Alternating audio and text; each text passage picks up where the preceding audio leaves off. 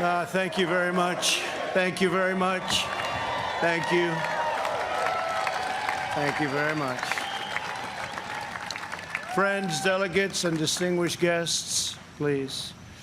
I stand before you tonight, honored by your support, proud of the extraordinary progress we have made together over the last 4 incredible years, and brimming with confidence in the bright future we will build for America over the next 4 years.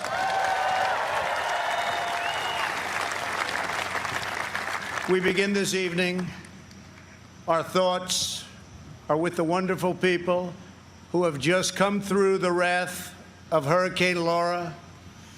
We are working closely with state and local officials in Texas, Louisiana, Arkansas, Mississippi, sparing no effort to save lives. While the hurricane was fierce, one of the strongest to make landfall in 150 years, the casualties and damage were far less than thought possible only 24 hours ago. My fellow Americans, tonight, with a heart full of gratitude and boundless optimism, I profoundly accept this nomination for President of the United States.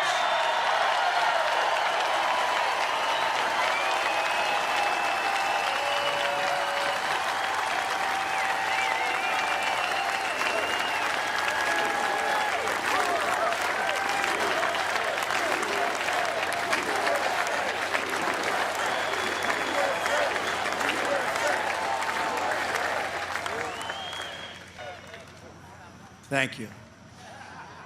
At no time before have voters faced a clearer choice between 2 parties, 2 visions, 2 philosophies, or 2 agendas. This election will decide whether we save the American dream or whether we allow a socialist agenda to demolish our cherished destiny. It will decide whether we rapidly create millions of high-paying jobs or whether we crush our industries and send millions of these jobs overseas, as has foolishly been done for many decades. Your vote will decide whether we protect law-abiding Americans or whether we give free rein to violent anarchists and agitators and criminals who threaten our citizens. And this election will decide whether we will defend the American way of life or whether we will allow a radical movement to completely dismantle and destroy it. That won't happen.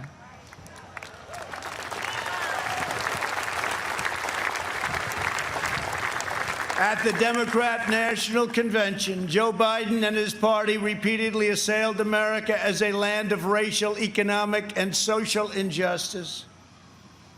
So tonight I ask you a simple question. How can the Democrat Party ask to lead our country when it spends so much time tearing down our country?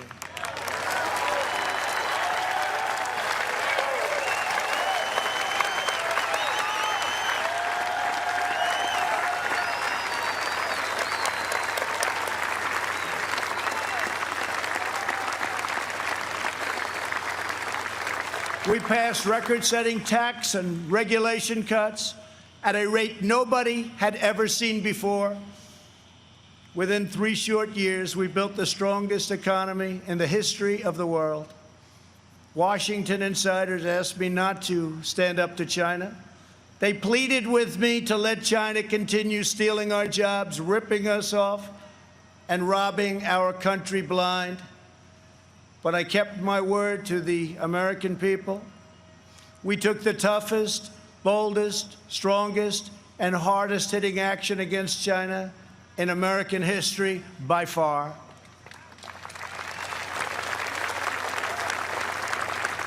They said that it would be impossible to terminate and replace NAFTA. But again, they were wrong.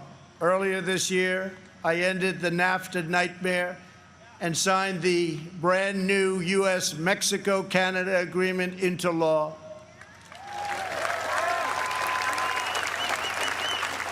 And right now, auto companies and others are building their plants and factories in America, not firing their employees, and not deserting us for other countries.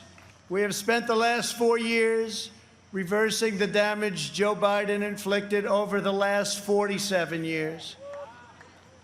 Biden's record is a shameful roll call of the most catastrophic betrayals and blunders in our lifetime. He has spent his entire career on the wrong side of history. Biden voted for the NAFTA disaster, the single worst trade deal ever enacted. He supported China's entry into the World Trade Organization, one of the greatest economic disasters of all time. After those Biden calamities, the United States lost 1 in 4 manufacturing jobs. We laid off workers in Michigan, Ohio, New Hampshire, Pennsylvania, and many other states. They didn't want to hear Biden's hollow words of empathy. They wanted their jobs back. As vice president, he supported the Trans-Pacific Partnership, which would have been a death sentence for the U.S. auto industry. He backed the horrendous South Korea trade deal, which took many jobs from our country and which I've reversed and made a great deal for our country. He repeatedly supported mass amnesty for illegal immigrants. He voted for the Iraq War. He opposed the mission to take out Osama bin Laden. He opposed killing Soleimani. He oversaw the rise of ISIS and cheered the rise of China as a positive development for America and the world, some positive development. That's why China supports Joe Biden and desperately wants him to win. I can tell you that upon very good information. China would own our country if Joe Biden got elected. Unlike Biden, I will hold them fully accountable for the tragedy that they caused all over the world. In recent months, our nation and the world has been hit by the once-in-a-century pandemic that China allowed to spread around the globe. They could have stopped it, but they allowed it to come out. We are grateful to be joined tonight by several of our incredible nurses and first responders. Please stand and accept our profound thanks and gratitude.